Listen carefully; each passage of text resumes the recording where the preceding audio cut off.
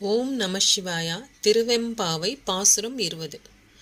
போற்றி அருளுக நின் ஆதியம் பாதமலர், போற்றி அருளுக நின் அந்தமாம் செந்தளிர்கள், போற்றி எல்லா உயிர்க்கும் தோற்றமாம் பொற்பாதம், போற்றி எல்லா உயிர்க்கும் போகமாம் பூங்கழல்கள், போற்றி எல்லா உயிர்க்கும் ஈராமினையடிகள்,